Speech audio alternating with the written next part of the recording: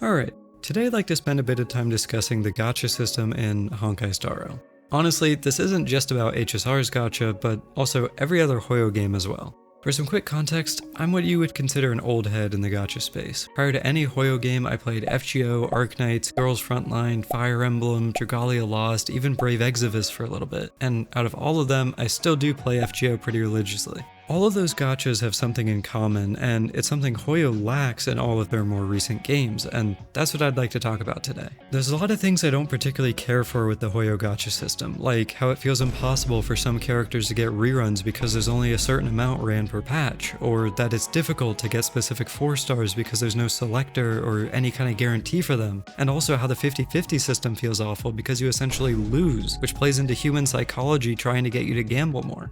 All of those are definitely problems, but a lot of those have already been discussed 1,000 times before. Something apart from that, which I don't see discussed all that often, however, is that the Hoyo gachas lack any kind of variety for character rarities.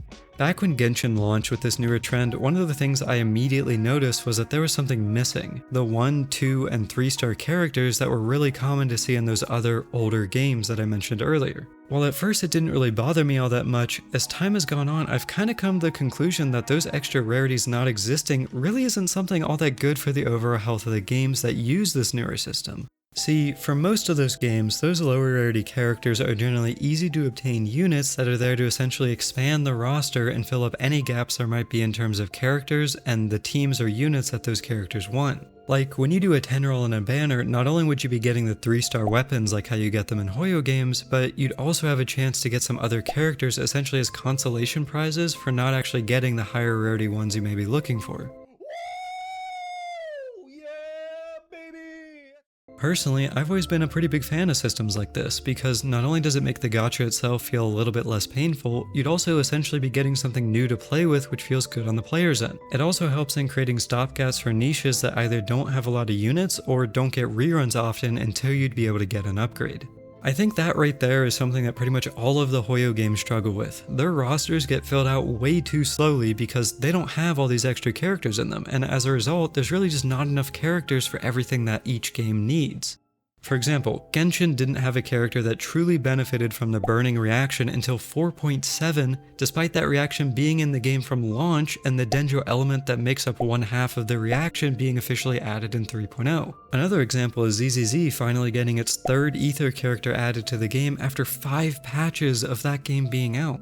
In my opinion, the Hoyo game that struggles with this the most is actually HSR, because there's so many different team archetypes in the game that there's never really enough time spent developing the already existing ones to fully flesh them out before they move on to the next one. Like, take a look at Dot. Everyone, including myself, has realized that this damage niche has completely fallen off compared to other niches, but it's not necessarily fallen off because the characters aren't super good, though that is a small part. There just hasn't really been enough characters made for the niche to actually have it be fully developed. Like, after Black Swan's release back in 2.0, there have been 0 Dot characters released, and no, I still don't consider Jiao Cho to be a Dot character. You can also look farther back at Blade, a 1.2 character. He's still the only unit in the game to directly benefit from HP multipliers as a damage dealer. While we might see something to help him in 3.x, we're currently in the 12th patch after his release, and there's still not someone that really brings him to his full potential.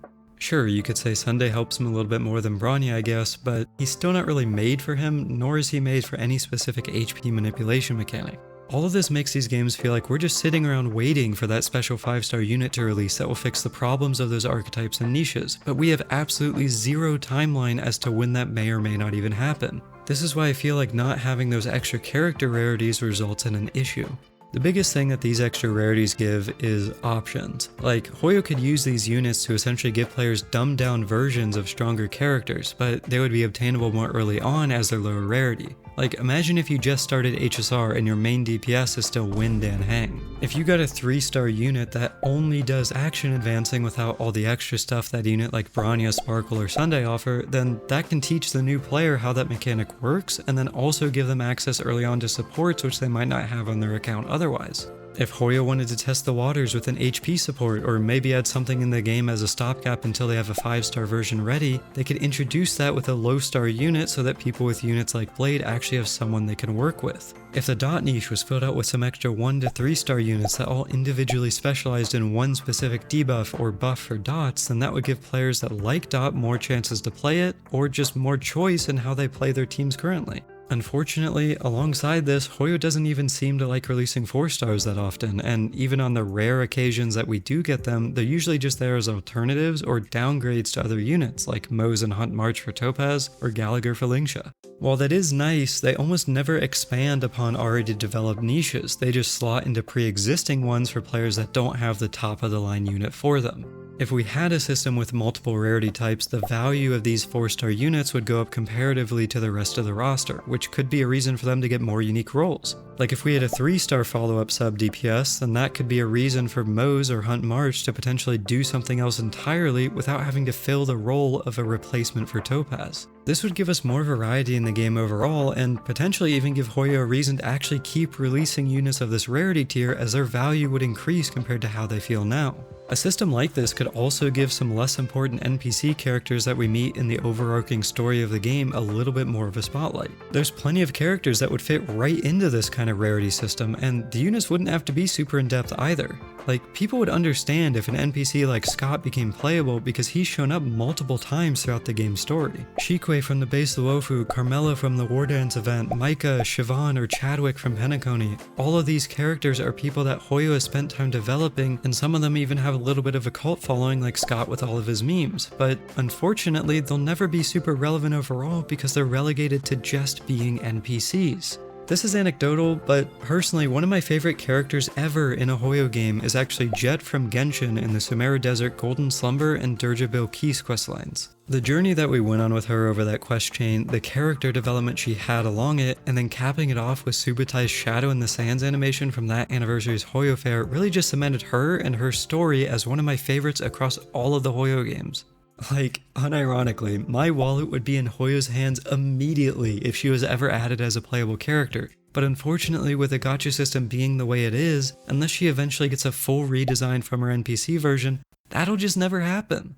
As sad as it is to say, it almost makes me feel like I shouldn't want a quest of that quality in HSR, because I know that if I were to get attached to an NPC character in that same way, I'd never actually get the opportunity to use them in any kind of gameplay. I do have to say I kind of get why they don't do it compared to the older games. Like, to Hoyo's credit, they brought gacha into the mainstream with their newer games being fully 3D with relatively high quality animations. If they introduced lower rarity units, even if they were NPCs, maybe the thought process is that they would have to meet a certain quality standard set by the previous characters. At the same time though, the whole point of a rarity system is to separate the truly important characters from the less important ones. Like, getting a 1-star Chadwick compared to a 5-star Firefly would and should feel very different, and their animations and kits would very easily be able to reflect that. Like, Chadwick simply snapping his fingers and that giving an action advance, or Siobhan pouring out a drink to apply a debuff on the enemy wouldn't exactly be super crazy or require some massive amount of effort from Hoyo to do, compared to someone like Firefly who basically has 2 full sets of animations between her different forms. To wrap up, here's a direct example of how a more in-depth rarity system works in one of my favorite gachas that I mentioned earlier, FGO.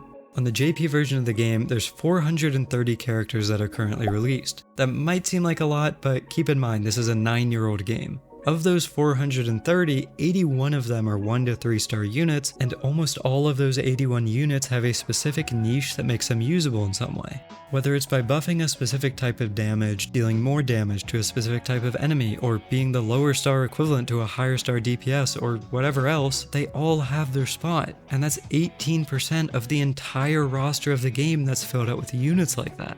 For comparison, HSR has 61 units if you include Aglaea and Big Herda coming in 3.0 and count the main character as 1 unit despite them having multiple versions.